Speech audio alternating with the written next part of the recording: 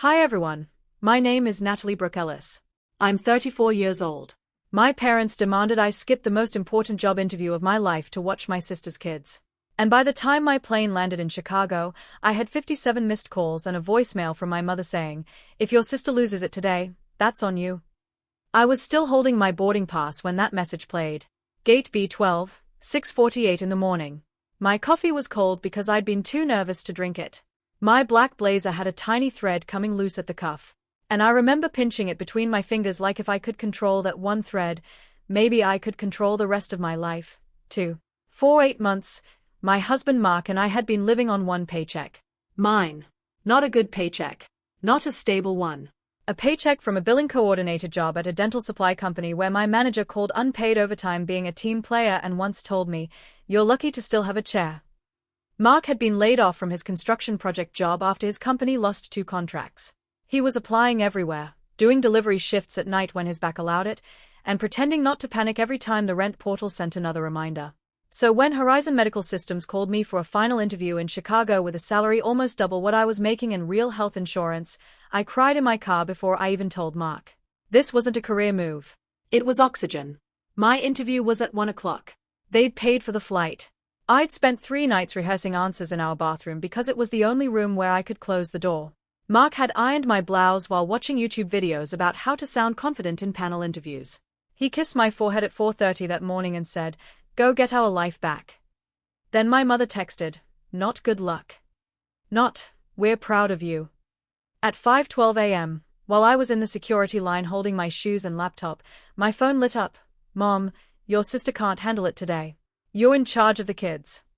I stared at it so long the TSA agent said, I moved forward barefoot, feeling the cold floor through my socks. Then another text. "Mom, Leia has a migraine and the twins have dentist appointments. You need to go to her house by 8. My sister, Leia Morgan, is 37.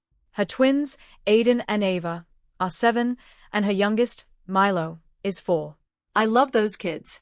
I have changed diapers, packed lunches, sat through school assemblies, picked glitter glue out of my hair, and once slept upright in a chair beside Ava during pneumonia because Leia couldn't do hospitals. But Leia has never been the person my parents call when something needs doing. Leia is the person everyone rescues. I am the person who arrives with spare keys, snacks, a thermometer, and no right to be tired. I typed, "I'm at the airport. My interview is today." 3 dots appeared immediately, then vanished. Then my father texted separately. "Dad, put family first, Natalie." That was it. For words that had been used on me since I was old enough to carry a folding chair at church picnics. Put family first meant cancel your plans. Put family first meant lend money and don't ask when it's coming back. Put family first meant Leia is fragile and you are practical, so don't make this harder. I called my mother because I still had that stupid reflex. The one where even after years of being dismissed, a daughter thinks if she explains clearly enough, her mother will understand. She answered on the second ring already angry. "Natalie, where are you?" "At the airport." I said, "Mom, I told everyone about this interview. It's today. I sent it in the group chat last week." "Well, Leia didn't know she'd wake up like this." "What happened?" "She has a migraine." I closed my eyes. "Is she going to urgent care?" "No, she's resting." "Then, Dad can take the kids. Your father has his back. My flight boards in 30 minutes. There was a pause, not concern, calculation.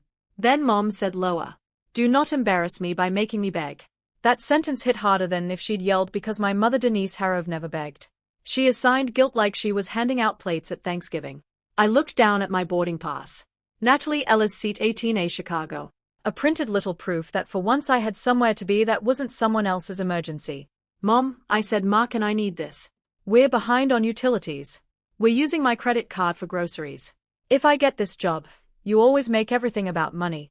I actually laughed once quietly. It sounded ugly because rent is money. "Your sister is alone with 3 children. She's not alone. She has a mother. She has a father. She has an ex-husband who gets them every other weekend. She has neighbors. She has money for Pilates twice a week." Natalie. There it was. My name as a warning. Then she said the line that made my hand go cold around the phone. Leia said, "You probably wouldn't help because you've gotten very self-important lately." I stood there in the airport with business travelers rolling past me, families wrangling strollers, a man in a navy suit eating a breakfast sandwich with one hand. And I felt 12 years old again. 12, standing in our kitchen while Leia sobbed because she'd forgotten her science fair board. And my mother turned to me and said, "Give her yours. You're better at making another one." 17, staying home from senior prom pictures because Leia had gotten dumped and couldn't be alone. 26, using my emergency savings to cover Leia's car payment because Mom said, "You don't have kids, so you don't understand real pressure." And now, 34, about to board a plane for the interview that could keep my marriage from cracking under bills, being told that needing my own future was self-important, I said very carefully, "I am getting on this flight." My mother went silent. Then my father's voice came on. She must have put me on speaker. "Natalie," he said in that heavy, disappointed tone he used when he wanted to sound like a judge. "Your mother is upset. I'm upset, too. You're choosing a job interview over your nieces and nephew." "No, I'm choosing not to miss a job interview because Leia has a migraine." "You know how she gets." "Yes," I said. "I do. That was the problem. I knew exactly how Leia got. I knew how her voice softened when she asked for something and hardened when she didn't get it. I knew how she called my parents before calling me. So, by the time my phone rang, I wasn't being asked a favor. I was being handed an obligation wrapped in disappointment. I knew how every crisis in Leia's life somehow ended with me rearranging mine. The boarding announcement crackled overhead. "Flight 216 to Chicago O'Hare now boarding Group 3. My group. My father heard it. "You're really going to walk onto that plane while your family needs you?" I looked at the gate doors, at the agent scanning passes, at the line moving forward, and suddenly I thought of Mark at our tiny kitchen table 2 nights earlier, sorting bills into piles with a red pen. Rent, electric, car insurance, credit card minimums, the kind of math that makes 2 grown people whisper. I thought of him saying, "Nat, if they try something, don't answer." And I had said, "They won't." Because even then, some foolish part of me wanted to believe my parents wouldn't try to ruin this. I said, "I love the kids, but I am not missing this." My mother grabbed the phone back. "If you get on that plane, don't expect everyone to pretend this didn't happen." That was supposed to scare me. For most of my life, it would have because in my family, punishment didn't always look like screaming. Sometimes it looked like being left out of photos. Like everyone suddenly forgetting to invite you until the last minute. Like my mother saying at Christmas, "Oh, we thought you were busy." While my stocking hung there flat and empty, I swallowed. Then I said, "Okay, just one word." My mother inhaled sharply like I had slapped her. I hung up before she could answer. My hand was shaking so badly I almost dropped my phone in the gray airport carpet. 3 more texts arrived instantly. "Mom, you are making a mistake." "Dad, this is selfish." "Leia. Wow. Good to know where we stand. That one almost did it." Not because it was fair, because it was familiar. Leia knew exactly how to make herself sound abandoned while standing in a house my parents helped her buy. With 3 kids they regularly watched, groceries they often paid for, and a younger sister she could summon like roadside assistance. I opened her message. My thumb hovered. I wanted to type "where we stand. I have been standing under you for years." Instead, I locked the screen. Then another message came through from Mark. "Mark, board the plane. I'm proud of you." I stared at those words until they blurred. Then I shut my phone off. Not silent. Not do not disturb. Off. The screen went black in my palm. And for the first time all morning, the world got quiet. I walked to the gate. The agent scanned my boarding pass and said, "Have a good flight." I almost laughed because it felt like the smallest blessing anyone had given me that day. On the plane, I took seat 18A by the window. A woman beside me was already asleep with a paperback open on her lap. The engines hummed. Rain streaked the glass. I pressed my forehead lightly against the window and tried not to think about my mother turning my absence into a crime scene. But I knew my family. I knew they would not simply handle the morning. They would narrate it. By the time I landed, I expected anger. I expected guilt. I expected maybe 10 missed calls. I did not expect 57. I did not expect 3 voicemails from my mother, 2 from my father, 9 from Leia, and 1 from an unknown number that turned out to be Leia's neighbor. And I definitely did not expect the first text that loaded when my phone came back to life at O'Hare. It was from my mother. "Mom, your sister is gone. The kids are crying. This is your fault." For a second, I thought the word gone meant dead. My whole body went cold right there in the aisle while people behind me were pulling bags from overhead bins and muttering about connections. I gripped the seat in front of me and read it again. Mom, your sister is gone. The kids are crying. This is your fault. Gone. Not in the hospital. Not passed out. Not we can't wake her. Gone. My first instinct was to call. That scared me more than the text did because even after everything, even after shutting my phone off like it was a declaration of independence, my thumb still moved toward my mother's name. Then I remembered where I was. Chicago interview. 1 o'clock, my second chance.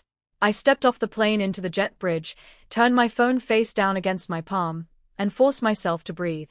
When guilt didn't reach me directly, they routed it through my marriage. What actually happened? Mark paused. From what I can piece together, your mom told you refused to come. Leia got hysterical. She called your parents. They didn't want to drive over because your dad's back hurts and your mom had a hair appointment. I let out a sound that was half laugh, half disbelief. My career can burn, I said. But God forbid. Mom miss highlights. Yeah. Then Leia apparently told the kids to get dressed, but she was crying and Ava started crying. Leia called your mom again and said she couldn't do this. Your mom told her she had to wait until they got there.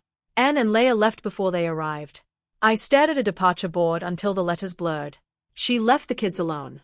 According to your mom, Aiden called her from Leia's phone. He said Mommy went outside and drove away. Aiden was 7 years old, calling his grandmother because his mother had walked out. My stomach twisted. Are they okay? They are scared, but they are physically okay. Neighbor saw them on the porch and stayed until your parents came. The unknown number. The neighbor. I touched the screen and saw her voicemail sitting there like a small bomb. Mark said softer, Nat, listen to me. This is not your fault. I didn't answer because a terrible, ugly part of me whispered, but if you'd gone, the kids wouldn't have been alone. That was the hook my family had planted in me years ago. No matter how unreasonable the demand, no matter how badly someone else behaved, if I could have prevented pain by sacrificing myself, then somehow I was responsible. Mark knew that hook. He'd watched me bleed from it. Natalie, he said, say it. I swallowed. It's not my fault again. It's not my fault. Good. Now, where are you? Oh, hair. What time is the interview? 1. Then you get in a cab, you go to the hotel lobby, change your shoes, fix your hair, and you walk into that interview like your life depends on it because it kind of does. I looked around at the busy terminal. Everyone moving somewhere. Everyone with a purpose. My sister abandoned her kids. Yes, Mark said. Your sister abandoned her kids, not you. The words landed heavily. For years, Leia's problems had been spoken about as if they were weather, uncontrollable, unavoidable.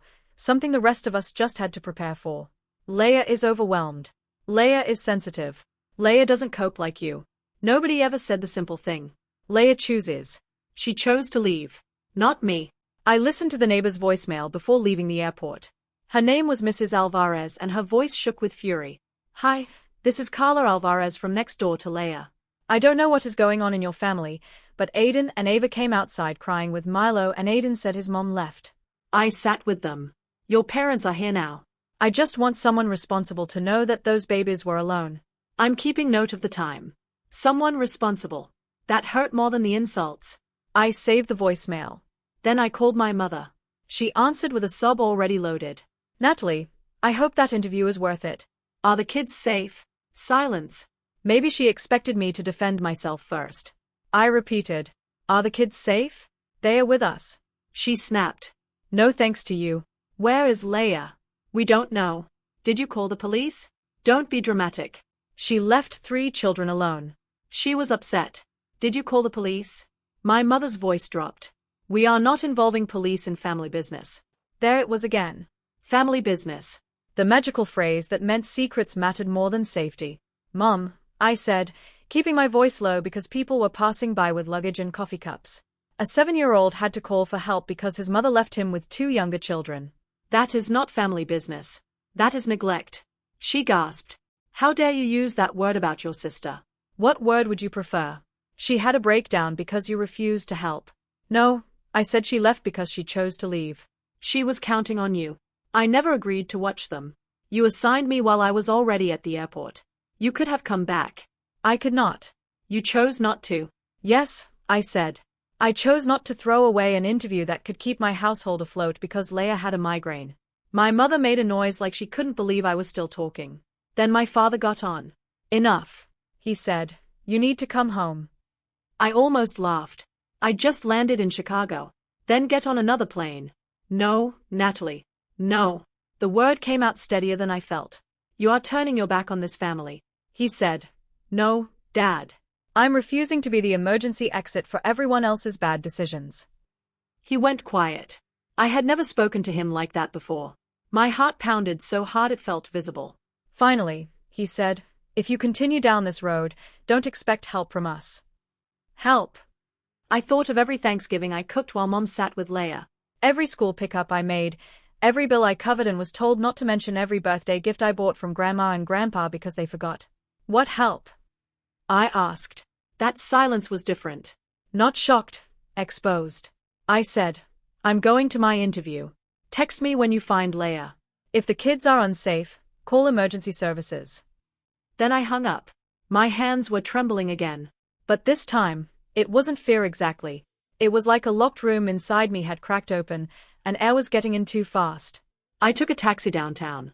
Chicago slid past the window in steel and glass, the sky low and gray over buildings that looked too solid to care about one family's chaos.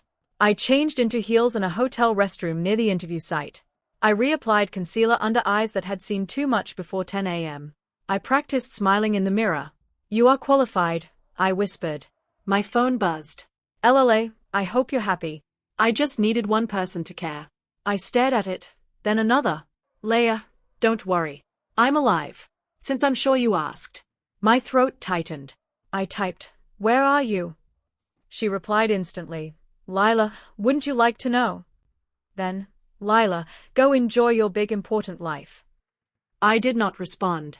At 12:42, I walked into Horizon Medical Systems with my resume folder in one hand and my phone on silent in my bag. The receptionist smiled. The office smelled like coffee, printer paper, and possibility. For 90 minutes, I became someone else.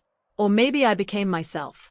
I answered questions about compliance reporting, vendor accounts, workflow problems, insurance reconciliation. I gave examples. I made them laugh once. When they asked about handling pressure, I nearly choked on the irony, then said, I prioritize facts over panic. The hiring director, a woman named Elaine Porter with silver-framed glasses, leaned forward. That's a good answer, she said. Can you give me an example? I smiled politely. I've had a lot of practice. By the time I left, my body felt hollowed out. I stepped onto the sidewalk and turned my phone over. More missed calls, more texts. But one message sat at the top from Mark. Mark, your mom is at our apartment. She says she's not leaving until you come home. I stopped walking. Then the next message appeared. Mark, she has a key. I didn't give it to her. Did you? I stared at Mark's text until the letters stopped looking like words. She has a key. My mother had a key to our apartment. Not a metaphorical key, not emotional access, a real piece of metal that opened the door to the one place Mark and I had left where my family wasn't supposed to be able to walk in and rearrange the air. My thumb moved fast. Me? I never gave her one. Mark replied immediately. Mark. Then she copied yours somehow. My stomach dropped. 2 months earlier, I'd gone to my parents' house after work to help my father set up his new insurance portal. I remember taking off my coat, dropping my keys in the little ceramic bowl by their entryway, the one shaped like a lemon because my mother loved Tuscan accents. I'd been in the office with Dad for almost an hour while Mom made coffee. That was when she did it. I knew it in my bones. I called Mark. He answered in a whisper. Where are you? I asked. In the bedroom. Why are you whispering? Because your mother is in our living room holding court like she pays rent here. My vision tunneled. Who's with her? Your dad and Leia? I stopped dead on the sidewalk. LLA is there? Yep. She left her kids, disappeared for hours, and now she's at my apartment. Apparently, Chicago traffic roared beside me. A bus sighed at the curb. People walked around me like I was a lamppost. What are they doing? Your mom is saying you've been radicalized by me. Your dad keeps asking where we keep important documents. Leia is crying on our couch. I gripped my purse strap. Why would he ask about documents? I don't know, Nat, but I don't like it. Neither did I. My parents had never respected boundaries, but this felt different.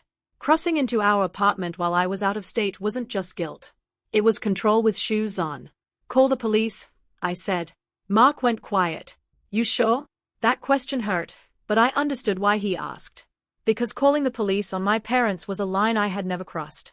My family had trained me to believe that outside help was betrayal, that appearances mattered more than truth, that we handled things privately, which usually meant I absorbed the damage quietly. I looked at the reflection of myself in the glass of the office building. Blazer, heels, resume folder, face pale with exhaustion. Yes, I said. They entered without permission. They have a key they shouldn't have. Call behind Mark. I heard my mother's voice rise. Is that her? Put her on speaker. No, Mark said, voice suddenly normal. I'm calling the police. Then chaos. My mother shouted. Excuse me. Leia cried. Oh my God, Mark. Seriously? My father barked. Don't you dare threaten us in our daughter's home. Mark said cold as ice. It's my home, too. And you weren't invited. I heard rustling footsteps. My mother saying, Natalie would never allow this. I spoke into the phone loudly. Natalie is allowing it. Silence. Then my mother came on the line breathless with outrage. You would call the police on your own mother? You broke into my apartment. I used a key. A key I didn't give you. You are being hysterical. No, Mom. I'm being clear. There was a beat. Then she lowered her voice into the tone she used in public when she wanted to sound wounded. We came because we are worried about you. You've become cruel. Your sister had the worst day of her life and you ran off to chase money. I laughed once. I couldn't help it. The worst day of her life. She abandoned her children. She needed air. She drove away and left a 4-year-old with 2 7-year-olds. She came back. No, she went to my apartment. My mother inhaled like I'd said something vulgar. I heard my father in the background. Hang up. We're leaving. Good. Then Elah's voice came through thin and sharp. You ruined everything. Something inside me went still. 4 hours. I had carried guilt for those kids crying on the porch. I had imagined Ava's little face blotchy with tears. Milo clutching a toy. Aiden trying to be brave because someone had to be. And here was their mother. Not asking about them, not apologizing, not even pretending. You left your kids alone, I said. Leia snapped. Because nobody helped me. I was on a plane. You should have led. I had an interview. You always have some excuse. That actually stunned me. For a moment, I saw every favor I had done for her stacked like invisible furniture in a room only I remembered. The nights, the money, the school runs, the emergency grocery trips, the can you just texts that became whole weekends. My excuse, I said slowly, is that I have my own life. Leia made a bitter sound. Must be nice. No, it's not nice. It's overdue. Mark said from nearby. They are leaving. My mother grabbed the phone again. You have humiliated us. You did that yourself. If police show up and neighbors see, then maybe don't enter homes you don't live in. Her voice hardened. You listen to me. Families don't do this. You're right. I said they don't. Then I ended the call. My whole body shook afterward. Not dainty trembling, full body aftermath, like my bones had been ringing and someone finally muted them. I sat on a low concrete planter outside the building and bent forward, breathing through my nose. My phone buzzed. Elaine Porter from Horizon. For 1 second, I thought I had accidentally missed something from the interview. I answered with my professional voice, though my hand was damp. Hello, this is Natalie. Natalie, hi. It's Elaine. Do you have a moment? Yes, of course. I know we said you'd hear from us next week, but the team was very impressed. We'd like to move quickly. Are you available for a final call with our VP tomorrow morning? I looked up at the gray Chicago sky tomorrow. Yes, I said. Absolutely. Wonderful. And Natalie. Yes, you handled yourself very well today. We put candidates under pressure intentionally in that panel. You stayed composed. I nearly laughed again, but this time it almost turned into tears. Thank you, I said. I appreciate that. After we hung up, I called Mark back. The police came, he said before I could speak. What happened? They were in the hallway when officers arrived. Your mom tried to say it was a misunderstanding. And I told them they had an unauthorized key and entered without permission. Your dad got red-faced. Leia called me abusive. Of course she did. The officers told them to leave and give me the key. Did they? Your mom acted offended but handed it over. I'm still changing the locks tonight. Good. Mark paused. National. There's more. My stomach clenched. What? When your dad was asking about documents, I checked the desk after they left. The folder with our lease, car title copy, and your birth certificate was pulled out. My mouth went dry. Why? I don't know, but your birth certificate sleeve was open. The sidewalk seemed to tilt. My parents had always treated information like ownership. They knew my social security number because they filled out my first college forms. They knew my old bank, my security questions, my childhood pet names, every address I'd ever lived at. Check our credit, I said. Already doing it. I loved him so much in that moment. It hurt. I'll get the locks changed, he continued. Then I'm taking pictures of everything. And Nat, yeah, your mom left something on the coffee table. What? A note? Of course she did. What does it say? He hesitated. You don't need to read it right now, Mark. He sighed. Then read. Natalie, when you are done punishing us, remember who raised you. Remember who paid for your braces. Who sat beside your hospital bed when you had pneumonia? Who gave you life? A daughter who turns strangers against her family will one day find herself with no family at all. I closed my eyes. There it was, the invoice. My childhood itemized and weaponized. I had never denied that my parents had done things for me. Food, school supplies, doctor visits, the basic duties of raising a child. But in my mother's hands, every act of care became a debt with compounding interest. I asked, is there more? Yes, he sounded angrier now. It says, if you continue refusing to help, Leia, we will have no choice but to tell people the truth about what kind of person you've become. I opened my eyes. Good, I said quietly. Mark paused. Good. Let them tell people. For the first time, the threat sounded less like danger and more like a door opening. Because if my mother wanted truth, maybe we could finally have some. I saved the neighbor's voicemail to 2 places. Then I screenshot every message from that morning. My mother assigning me the kids. Dad telling me to put family first. Leia admitting she was alive and taunting me about it. Mark sent photos of the copied key, the note, the pulled-out document folder. By the time I reached my hotel, my phone was full of evidence and my head was full of old memories clicking into a new shape. It had never been that I was stronger. It was that they had decided I was cheaper to break. That evening, I ordered soup from room service because I hadn't eaten since the airport. I sat on the bed in my interview clothes, watching steam curl from the bowl, unable to move. Then a text came from my cousin Paige. Paige, hey, your mom posted something. You need to see it before everyone starts calling. A screenshot followed. My mother's Facebook status. No names, of course, just enough for everyone to know. Heartbroken today. One daughter suffered a medical crisis and begged for help. Another chose a job interview over 3 terrified children. Please pray for our family. Some people forget where they came from. Under it 32 comments.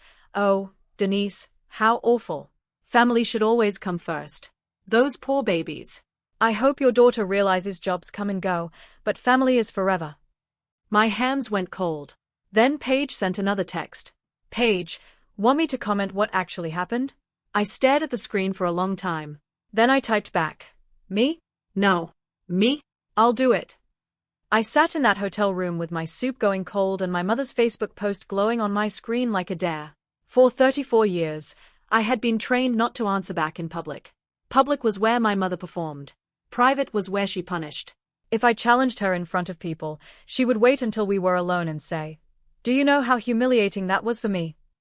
And somehow the issue would stop being what she'd done and become my tone, my timing, my disloyalty. But I wasn't alone in her kitchen anymore. I was in a Chicago hotel room wearing the blazer I had flown across state lines to save my future and holding proof in my hand. My cousin Paige called. Before you do anything, she said, breathe. I am breathing. You sound like you're about to commit a felony. I'm about to commit honesty. Paige went quiet, then said, good. It's overdue. That made my throat tighten. Paige was my mother's niece, and even she knew. Everyone knew really. They just called it Denise being Denise or Leia needing extra support because naming it properly would require someone to do something. I opened my mother's post again. More comments had appeared. One from Aunt Marjorie. Some daughters become strangers when they marry controlling men. I actually laughed. Mark, who had spent our entire relationship gently asking whether I wanted to help instead of assuming I would, was now apparently a cult leader because he believed doors should stay locked. My fingers hovered over the keyboard. Then I wrote, Since this post is clearly about me, I'll clarify. I was at the airport for a final job interview my family knew about in advance. I was told, not asked, to cancel it because Leia had a migraine. I said no. Leia then chose to leave her 3 young children alone. A neighbor found them crying outside and stayed with them until my parents arrived. I have the messages and voicemail. My husband and I are safe and the kids are safe now. Please do not contact me with guilt based on a false version of events. I read it 3 times. It wasn't cruel. It wasn't dramatic. It was worse. It was clear. I hit comment for maybe 10 seconds. Nothing happened. Then my phone exploded. Paige texted first. Paige, proud of you. Then Aunt Marjorie deleted her comment. Then my mother called. I didn't answer. She called again. I declined. Then Dad decline. Then Leia decline. I watched the comment thread turn from sympathy into confusion. Wait, the children were alone. Denise, is that true? Who was with the kids? Why would Leia leave them? Then my mother deleted the entire post. Of course, she did. But Paige had already screenshot it. So had I 5 minutes later, my mother sent a text so long it arrived in 3 gray bubbles. Mom, you have destroyed this family for attention. You twisted a private matter into public humiliation. Your sister is inconsolable. Your father is having chest pains. I hope you are proud of yourself. Do not come crying when you need us. I stared at when you need us. There it was again. The fantasy that they were my safety net. They had never been a net. They had been a hand on my shoulder pushing me back down every time I tried to climb out. I didn't reply. Instead, I called Mark. He sounded exhausted. Locks are changed. Thank you. Credit is frozen. Yours and mine. I checked the reports. Nothing new opened. But Nat? I lay back against the hotel pillows. What? I found something in the printer tray. My stomach sank. What's something? A copy of your birth certificate. I sat up. What? It looks like someone made a scan or photocopy. The printer history shows a copy job at 2:17 p.m. when they were there. Yeah. The room seemed to shrink around me. Why would they copy my birth certificate? I don't know. But we both knew every possibility was bad. My parents didn't need my birth certificate to love me. They needed it to prove something, open something, control something, or threaten something. Mark said, I'm putting it in the evidence folder. Evidence folder. The fact that we had one made me want to scream. Also, he continued, Mrs. Alvarez came by. The neighbor, she got my number from Aiden's school emergency card. She said she called child services. I closed my eyes. I should have felt panic. Instead, I felt a grim kind of relief. Someone outside the family had seen enough to name it. What did she say? That she's tired of hearing those kids cry and everyone pretending Leia is just overwhelmed. She said this isn't the first time Leia has stepped out and left Aiden in charge. My heart clenched. Not the first time. Aiden, 7 years old, trained into being the adult the same way I had been. The inheritance nobody admits exists. She also said your parents begged her not to call anyone. Mark added, of course they did. After we hung up, I sat in the quiet for a long time. Then I did something I should have done years ago. I wrote down everything. Not feelings, facts, dates I remembered, times Leia left the kids with me without asking, money I had sent, times my parents pressured me to leave work, the morning's texts, the unauthorized apartment entry, the copied key, the document folder, the birth certificate copy, the Facebook post. It came out of me like opening a cabinet that had been stuffed too full for years. Once one thing fell out, everything followed. At 9:30 p.m., Paige called again. Family group chat is on fire, she said. I muted it. Smart. Your mom is saying you fabricated the neighbor story. I have the voicemail. Leia is saying you hate her kids. That one hurt. Not because I believed it. Because I pictured the kids someday hearing that and wondering. I love those kids. I said. I know. Everyone who pays attention knows. Does anyone pay attention? Paige sighed. More than you think. People were just scared of Denise. A minute later, a message appeared. Hello, this is Karen Witt with County Child Protective Services. I'm calling regarding a report involving Aiden, Ava, and Milo Morgan. Your name was provided as a relative who may have relevant information. Please return my call. I stared at the transcript. Relevant information. My family would call that betrayal, but Aiden had called for help from his mother's phone. Mrs. Alvarez had called for help from next door. Maybe now it was my turn. My final call with Horizon was in 40 minutes. I showered, dressed, pulled my hair back, and looked at myself in the mirror. You can do both, I whispered. You can tell the truth and still build your life. The Horizon call lasted 32 minutes. Elaine was there, plus the VP, a calm man named Russell, who asked direct questions about leadership, conflict, and whether I was prepared to relocate if needed. Yes, I said, surprising myself with how certain I sounded. At the end, Elaine smiled. Natalie, we'd like to extend an offer. For a moment, I couldn't speak. The salary was real. The benefits were real.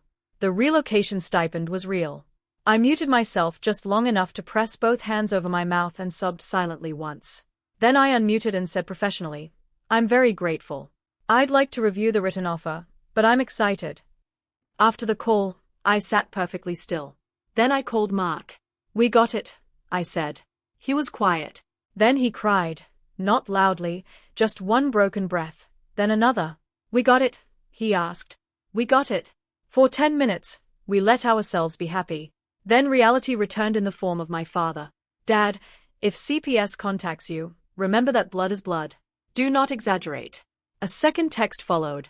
Dad, your sister could lose her children because of you. I looked at those words and something old inside me finally burned clean through. Not because they were new, because they were the same. Every disaster, every consequence, every collapse was somehow mine if I refused to cushion the fall. My phone rang.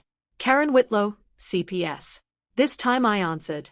She was calm and methodical. She asked what I knew firsthand and what I had been told.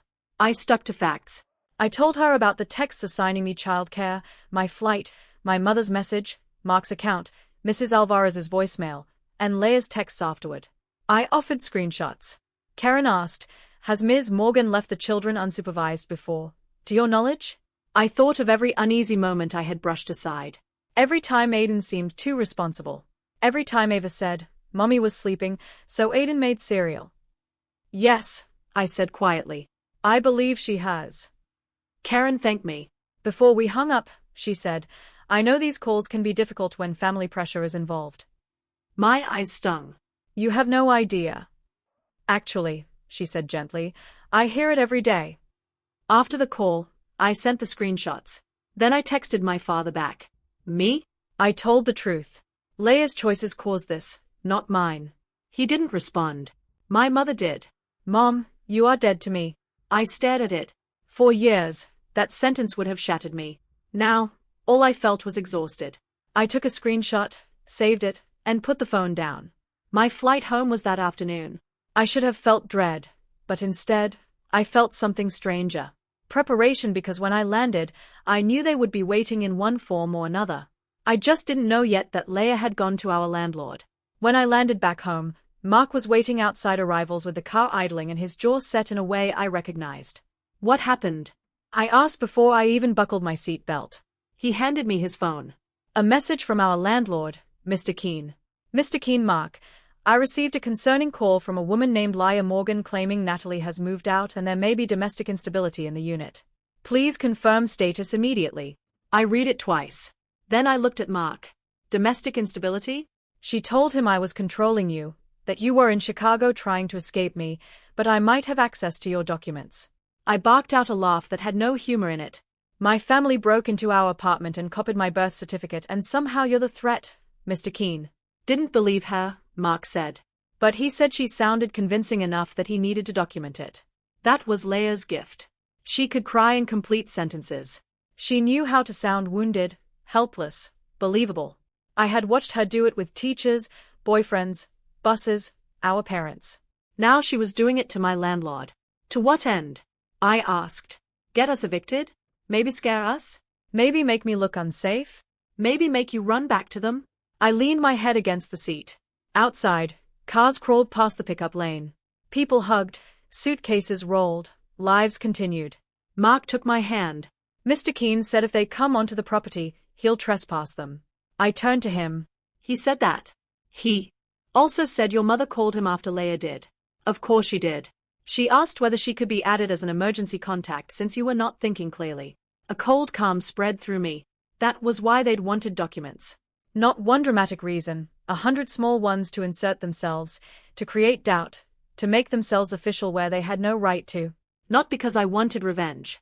Because I had finally accepted that people who weaponize family will weaponize anything you leave unprotected. The lawyer, Ms. Patel, was brisk and kind.